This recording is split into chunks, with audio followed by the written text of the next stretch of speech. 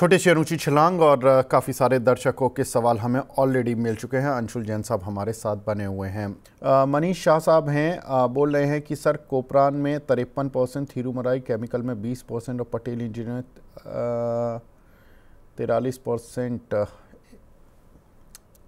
इन्होंने लॉस लिखा है, प्रॉफिट लिखा है, book losses. Okay, book losses in Kopran, Thirumalai chemical. Should I add Poonawalla Fincorp, E2E और विमता लैब और स्टील कास्टिंग। अरे इनकी तो बहुत लंबी लिस्ट है मनीष साहब, थोड़ा छोटा कर लीजिए, मैं आपका एक ही सवाल ले पाऊँगा। सर पूनावाला फिनकॉर्प बाय कर सकते हैं, इन्होंने लॉस बुक किया 3-4 शेयरों में अभी, करीब 20 से 40% का। बताएं सर पूनावाला फिनकॉर्प। सर अगर लॉस बुक कर लिया है तो पूनावाला फिनकॉर्प बहुत बेहतरीन स्टॉक है, यहाँ से लेके चलिए। अगर ये ब्रेकआउट सस्टेन होता है 470 के आसपास का तो मंथली चार्ट पे करीब करीब 700 रुपए का टारगेट दिख रहा है। स्टॉप लॉस आपका as an investor, stop loss आपका वीकली स्विंग लो आता है विच इज एट 419। तो मैं राउंड फिगर 400 का स्टॉप लॉस सजेस्ट करूंगा क्लोजिंग बेसिस पे, 700 रुपए का टारगेट। दूसरा स्टॉक इनने विमटा लैब बोला था सर, मैं विमटा लैब भी ले लेता हूँ क्योंकि विमटा लैब हमने दिवाली रिपोर्ट में कवर किया था और अभी फंड मैनेजर से बात हो रही थी तो कईयों के पोर्टफोलियो में है और ये ऐड करने के मूड में भी हैं। तो वापस से मेरे को अपनी दिवाली रिपोर्ट पे बहुत भरोसा बढ़ गया कि विमटा में जो 3x का हमने टारगेट दिया है 1800 करीब का, वो आ जाना चाहिए। तो विमटा लैब जिसको भी लेना है 2-3 साल के लिए लेके छोड़िए, रोज रोज उसको देखना बंद कर दीजिए। ठीक है, तो यहाँ पर विमता लैब पर भी आपको राय मिल गई है सर, और पूनावाला फिनकॉर्प पर भी, दोनों की तरफ से दोनों काउंटर पर आपको ग्रीन सिग्नल मिला है। मोहित जी है लॉरस लैब पर पूछ रहे हैं, सर ग्रीन सिग्नल है क्या, बाइंग लेवल बाइंग करना चाहते हैं? लॉरस लैब में 922 का ब्रेकआउट आया है सर। अब अगर ले रहे हैं तो मोमेंटम चेंजिंग हो जाएगी क्योंकि 1 2 3 4 5 6 7वां अप वीक है। इसने एक फील्ड मतलब जिसको कहेंगे लॉन्ग्स को ट्रैप किया था 22 सितंबर वाले वीक में, जहां 10% गिरा था और उसकी वर्टिकल 7वां हफ्ता जहाँ पे कंटिन्यूअस अप मूव है। तो मैं 3 से 4 हफ्ते वेट करूंगा, पुल बैक या साइडवेज रह जाए, 10 वीक मूविंग एवरेज कैचअप हो जाए, उसके बाद लूंगा। तो लॉरस लैब मेरी एक्टिव वॉच लिस्ट में है बट आइडियल लोकेशन नहीं है, 10 वीक मूविंग एवरेज से दूर है। मैं 10 वीक मूविंग एवरेज कैचअप का वेट करूंगा। ठीक है। गौरव पनवर जी हैं, ये पूछ रहे हैं सर इन्फीबीम वेन्यूज़ को बेचकर JSW इंफ्रा लेना कैसा रहेगा फॉर नेक्स्ट 5 मंथ्स? मेरे को नहीं लगता सर। इन्फीबीम में कल 81.6 मिलियन की कैंडल है, 591% वॉल्यूम राइज और 20 रुपए 2 पैसे का ब्रेकआउट है। सॉरी, 20 रुपए 2 पैसे की तरफ अप्रोच कर रहा है। 20 रुपए 2 पैसे निकलता है तो ब्रेकआउट आ जाएगा। 2 बार प्रीएम्प्टिव कैंडल फेल हुई हैं तो हमने अपनी प्रीएम्प्टिव कैंडल वॉचलिस्ट से हटा दिया है। कंफर्म ब्रेकआउट 20 रुपए 2 पैसे के ऊपर बनेगा तो हम बाई सजेस्ट करेंगे करीब करीब 26 रुपए के टारगेट के लिए। तो 30% की अपसाइड 20 रुपए के ऊपर बन सकती है। मैं अभी नहीं चेंज करूंगा, अगर मेरे को फ्रेश पैसा होगा तो मैं जरूर JSW इंफ्रा लूंगा बट इन्फीबीम से तो एटलीस्ट चेंज करके मैं कोई भी स्टॉक नहीं लूंगा क्योंकि इसमें ब्रेकआउट दिख रहा है आते हुए। ठीक है। एक हमारे दर्शक हैं ललित जी, इन्होंने पूछे हैं 2 सवाल सर, टाटा केमिकल और रेमंड।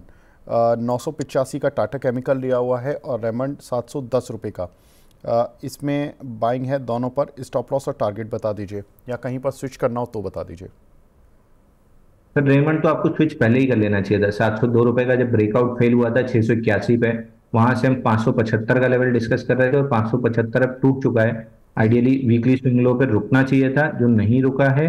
तो अब अगला वीकली स्विंग लो 483 पे है और मोस्ट लाइकली ये शायद मंथली का ब्रेकडाउन बन रहा है। वीकली भी नहीं दिख रहा है, मंथली का ब्रेकडाउन दिख रहा है। तो मंथली का स्विंग लो 405 पे है, तो 483 405 रुपए आते हुए रेमंड्स मेरे को दिख रहा है। दूसरा काउंटर इनका था टाटा टाटा केमिकल। केमिकल। ये गलत गलत प्राइस पे लेंगे तो दिक्कत में रहेंगे। टाटा केमिकल हमने हमेशा डिस्कस किया है 900 890 इस रेंज में बाई करना है, 990 की रेंज में सेल कर देना है और 870 का स्टॉप लॉस लेना है। इसमें फाइनली 870 तोड़ के 3 बार आपको रेंज बॉटम से रेंज टॉप दिया है, यानी सिर्फ 10 रुपए की रिस्क पे आपने 80-80 रुपए 3 बार कमाए हैं। इस बार वो 10 रुपए की रिस्क आपकी ट्रिगर हो चुकी है। तो अभी फिलहाल कोई फ्रेश बाइंग नहीं दिख रही है बट वीकली देखते हुए ऐसा लग रहा है कि डाउनसाइड बहुत ज्यादा है नहीं, वापस ऊपर आएगा स्टॉक, तो एक बार होल्ड करना चाहिए। ठीक है। एक सवाल हमें मिला है PG इलेक्ट्रोप्लास्ट पर, साईं प्रवीण जी का, ये पूछ रहे हैं 540 रुपये के इन्होंने लिए हुए हैं लॉन्ग टर्म के लिए। सर कैसे लग रहा है आपको? सर पीजीएल 532 पे अर्निंग्स का पॉजिटिव रिएक्शन आया है, 597 तक जाना चाहिए। 597 अगर निकला तो फिर 715 तक की पुल बैक रहेगी। मैं बाइंग में बहुत इंटरेस्टेड नहीं रहूंगा, मतलब ओवरहेड सप्लाई इतनी ज्यादा है कि मैं बाइंग में इंटरेस्टेड नहीं रहूंगा। ठीक है। मिलन मोरे जी का सवाल है सर, स्टार हेल्थ में कोई वीकली ब्रेकआउट दिख रहा है क्या? इनके पास 440 रुपए के कुछ शेयर पड़े हुए हैं, और अगर दिख रहा है तो टारगेट बता दीजिए। बिल्कुल दिख रहा है सर, बिल्कुल बहुत बेहतरीन दिख रहा है। अगर आपने ये पैटर्न आइडेंटिफाई किया है तो आई एम वेरी हैप्पी कि आपने कम्युनिटी पैटर्न ढंग से स्टडी किया है।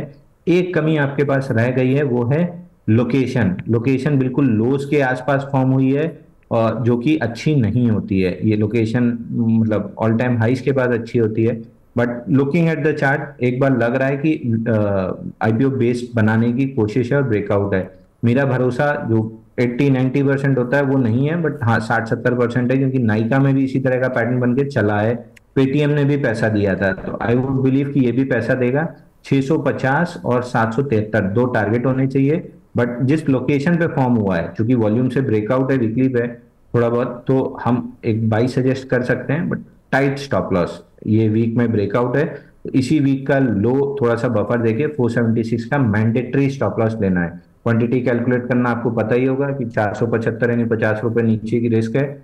अगर 1 लाख का कैपिटल है, 1000 से 50 डिवाइड कीजिए, आपको क्वांटिटी मिल जाएगी 1 लाख वालों को। बाकी अपने कैपिटल के हिसाब से अपना परसेंटेज निकाल लीजिए। ठीक है सर। एक सवाल हमें मिला है बालकृष्ण दुबे जी का, एचपीएल इलेक्ट्रॉनिक में क्या करें सर? 475 की एचपीएल बाइंग है। एचपीएल हाँ जी। HPL electric. हाँ। तो 4 दिन से इनसाइड बार पैटर्न बन रहा है। एक dead cat bounce towards 488 490 high likely है। बाकी मेरा बाइंग में कोई इंटरेस्ट नहीं है। जब से ये 555 रुपए 60 पैसे टूटा है, वो भी गैप के साथ, तब से हम बेरिशनेस पे। ठीक है। तो एचपीएल इलेक्ट्रॉनिक्स, यहाँ पर अभी इनके साथ एक खबर भी आई थी ना कि इन्होंने हैवल से एक case out of court settlement किया है, जिसमें कि इनको 130 करोड़ रुपए मिल रहे हैं। कंपनी का साल का नेट प्रॉफिट ही करीब 100 करोड़ भी नहीं रहता है, 94 करोड़ था लास्ट ईयर। तो एक बड़ा इनको पैसा मिल रहा है, और वो इस तरह का पैसा मिल रहा है कि सालों से इनका केस चल रहा था, जिसकी कोई इनको कोई कमाई नहीं थी, कोई उम्मीद नहीं थी। मिल गया 130 करोड़, तो ये गिफ्ट ही है एक तरह का, जो कि इनको हेवल्स से मिल रहा है 130 करोड़ रुपए, जो कि इनके एक साल के प्रॉफिट से ज़्यादा है। तो इस पर हमने उस दिन बात भी की थी। अंशुल भाई, एक चीज़ और, ये फिशर मेडिकल, इसमें अंकित जी बड़े फंस गए हैं, और इन्होंने 90 रुपये पर 900 शेयर लिए हुए हैं। अभी बोल रहे हैं कि 35% का लॉस हो रहा है। सर अभी क्या करूं? 90 रुपए पे लिया ही क्यों? 105 रुपए पे स्टॉप लॉस कट गया, तब से हमारी वॉच लिस्ट है स्टॉक की। वो भी मैनेजमेंट रिपोर्ट ऑफ कॉनकॉल भी पढ़ रहा था, मेरे को ऐसी कोई वजह नहीं दिखी कि स्टॉक क्यों गिर रहा है। तो I am not sure why it is falling, but हमारा ट्रेड 105 पे स्टॉप लॉस काट के खत्म हो चुका है, तो हम लोग बाहर हैं इससे। अब कुछ अब देखो गलती हो गई है अंशुल भाई, जो भी हुआ, अब कुछ तो बताइए इनको कि मतलब अब ये कैसे निकलें, कहाँ निकलें, कोई सर देखिए, सपोर्ट? समस्या ये है ना कि हम कप एंड हैंडल ट्रेड करते हैं, ना कि हम स्टॉक का नाम ट्रेड करते हैं। कप एंड हैंडल है तो ब्रेकआउट है, ब्रेकआउट का टारगेट है, उसका स्टॉप लॉस है। जहां स्टॉप लॉस कटा वो पैटर्न इनवैलिडेट हो गया। So we are not trading stocks, we are trading cup and handle या पैटर्न्स। तो पैटर्न का एक टारगेट एक स्टॉप लॉस होता है, वो खत्म, उसका काम खत्म, अगले पे मूव ऑन कर लीजिए। 105 के बाद तो मैंने स्टॉक को देखना बंद कर दिया कि ये कहाँ चल रहा है, क्या कर रहा है। मतलब 105 के नीचे लेना ही क्यों था, मेरे को ये नहीं समझ में आया कि मतलब ऐसा क्या जरूरी था कि हमको 105 के नीचे इसको लेना ही है। फिलहाल तो वर्टिकल फॉल है, अब यहाँ पे एग्जिट भी दे दें तो कोई डेड कैट बाउंस आ सकता है, वो दिक्कत आ जाएगी। नॉन स्टॉप गिरा है, तो I would refrain from suggesting this below 105। ठीक है सर, कोई दिक्कत नहीं है। एक हमारे दर्शक हैं पीयूष जी, ये पूछ रहे हैं फैक्ट, इसके 902 रुपये पर इन्होंने कुछ शेयर लिए हुए हैं, एक साल का विजन पूछ रहे हैं। सर एक साल में तो आपको ठीक ठाक, क्योंकि एक साल में तो आपका सीजन लौटेगा इन स्टॉक्स का, तो आपको अपसाइड मिल जाएगी। बट अगर 2-3 महीने का नजरिया है तो फिलहाल कुछ नहीं हो रहा है। और वीकली चार्ट पे जो बड़ी कैंडल थी उसके अंदर ऑलमोस्ट अब हो चुका है 3, 6, 9, 12, 15, 18, 21, लगभग ये जून 2025 की कैंडल है। और उसी के अंदर इनसाइड बात चल रही है, तो वीकनेस तो नहीं है लेकिन मोमेंटम भी नहीं है। तो एक साल रख सकते हैं, तो फिर आपको करीब करीब 1100 का टारगेट मिल सकता है। ठीक है। अमोल पारिक साहब हैं, पूछ रहे हैं कि सर टाटा टेक में क्या करें। टाटा टेक मेरे पर्सनल पोर्टफोलियो में सर मैं buy sell stop loss target की सलाह नहीं दूंगा। 687 के ऊपर अगर सस्टेन करना स्टार्ट करता है तो मैं वापस जो कॉल्स बेच के बैठा हूं उनको शिफ्ट करके पुट्स बेचने बैठ जाऊंगा। ठीक है। एक हमारे दर्शक हैं, ये बोल रहे हैं कि सर इनके पास 2.5 लाख रुपए हैं, 2.5 लाख प्लस लॉस में हूँ। ओहो, प्लीज़ हेल्प मी। इनके पास एक्मे सोलर है और नेटवर्क 18 है। एक्मे सोलर वीक लग रहा है सर। 263 टूटा है, 236 तक आ सकता है। नेटवर्क 18 रिक्लेम नहीं कर पा रहा है। मैं अब यहाँ पे एक बार एग्जिटी की सलाह दूंगा। 49.2 रिक्लेम जिस दिन हो जाए नेटवर्क 18 पे, उस दिन बिंदास बाई लीजिएगा। आफ्टर रिज्यूम हो जाएगा 58.55 तक के लिए। तो मेरे को बहुत नेटवर्क 18 में डाउनसाइड तो नहीं दिखती है, लेकिन अपसाइड ये तभी कंफर्म करेगा जब 49.2 तोड़ेगा। तो जो एक टर्म होता है रोटी, रिटर्न ऑन टाइम इन्वेस्टमेंट, ये रोटी खराब करता रहेगा आपका जब तक 49.2 के नीचे है। जैसे ही 49.2 के ऊपर आएगा आपकी रोटी बढ़िया हो जाएगी 58.55 तक के लिए। तो 49.2 रिक्लेम हो तो री एंटर कर सकते हैं। ठीक है। सुनीता राव जी पूछ रही हैं, अदानी पोर्ट का टारगेट क्या रखें सर। अदानी पुट 2000 रुपये जा रहा है। आप टाइमिंग करने की कोशिश करेंगे तो आप पैसा नहीं कमा पाएंगे। It is buy and hold, buy on dips, buy on anything, but you have to give time. 2000 रुपये जा रहा है। ठीक है। MCX पर 6 महीने का व्यू सर, सुरेश जी पूछ रहे हैं। देखिए, जिनको टाइमिंग करने का शौक है ना, उनको अदानी पावर का चार्ट निकाल के सामने चिपका के रखना चाहिए। ब्रेकआउट के बाद 21 दिन नहीं चला, लोग फ्रस्ट्रेशन में निकले और 4 दिन में वो 40% चला था। तो उस चार्ट को निकाल के सामने लगा लीजिए। आपको ये क्लियर, जैसे HEG लगा है कि बाइंग क्लाइमेक्स वाले स्टॉक नहीं छेड़ना है, ऐसे अदानी पावर लगा लीजिए कि अदानी में टाइमिंग करने गए और आपने गलत एग्जिट और गलत एंट्री ली। Same is with investment stocks जो इन्वेस्टमेंट ग्रेड के हैं। तो इनमें ये गलती नहीं करनी है। अदानी पोर्ट लेके छोड़ दीजिए, धीरे धीरे डिप मिले तो, और सोना जितना सस्ता मिले उतना अच्छा होता है, उतनी जल्दी नया ऑल टाइम हाई बनेगा। तो अदानी पोर्ट जा रहा है 2000 रुपये। सवाल था आपका MCX पे ना सर? जी, सवाल MCX पर था, सुरेश जी का।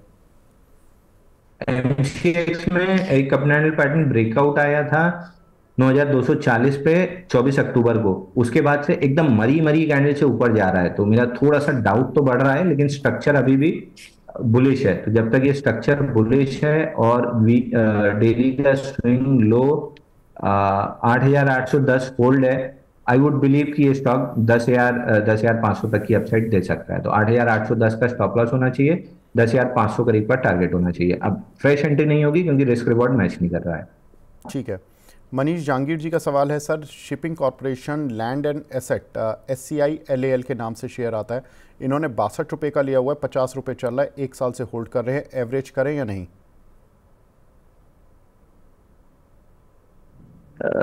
एक बार मंथली चार्ट पे थोड़ा सा रिवर्सल बनते हुए दिख रहा है, जो कि वीकली पे कंफर्म होगा only when it breaks out above 54। अभी देखिए, जितनी ये इस टाइप की कंपनी लिस्ट हुई थी, इसमें से एक NMDC स्टील लिमिटेड भी था, उसका पूरा समय काट के वहां रिवर्सल आ रहा है। तो अगर प्ले करना है तो वहां कर लीजिए, इसका समय थोड़े दिन बाद आएगा। तो अभी फिलहाल तो नहीं है, बट 54 निकलने के बाद इसका टाइम आ जाएगा। I would buy above 54। अब आप ये बोलेंगे कि 49 की जगह 54 महंगा क्यों ले रहा हूँ, फिर मैं बोलूंगा रोटी, रिटर्न ऑन टाइम इन्वेस्टेड, रोटी सही होनी चाहिए, तभी आपकी परसेंटेज रिटर्न भी ठीक होगी। आपने 3 साल में 6% कमाया, तो आप ये बोलेंगे लॉस में तो नहीं है, मगर FD किए होते तो 18% मिल जाता। तो रिटर्न ऑन टाइम इन्वेस्टमेंट खराब हो गया।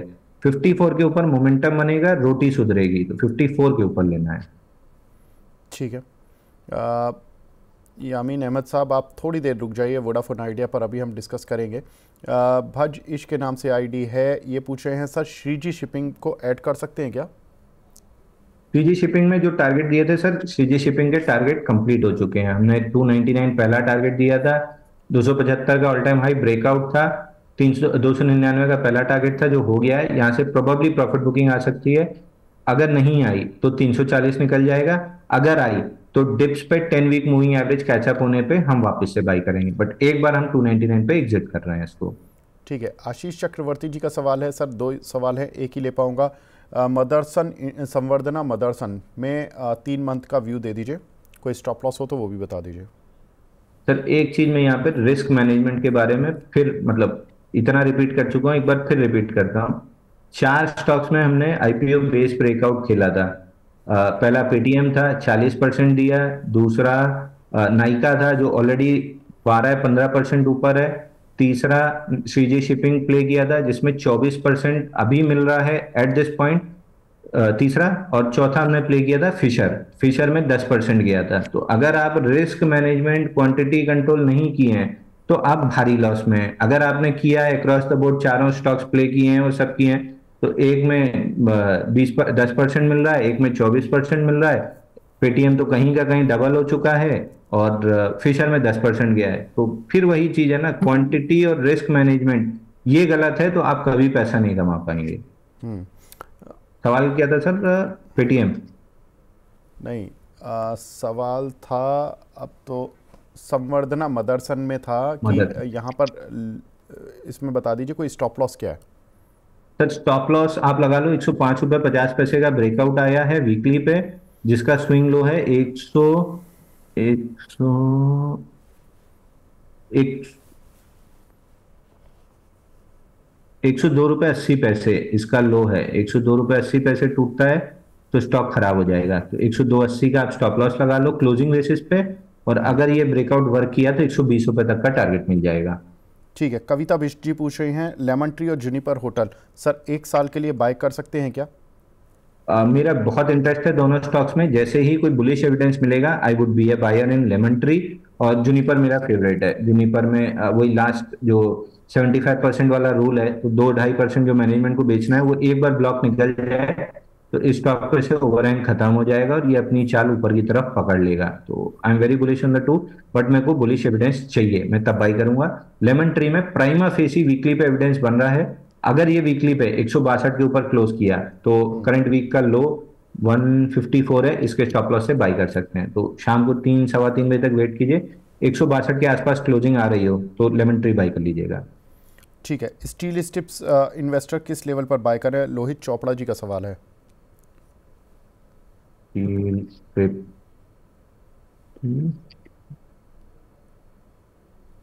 SSW है।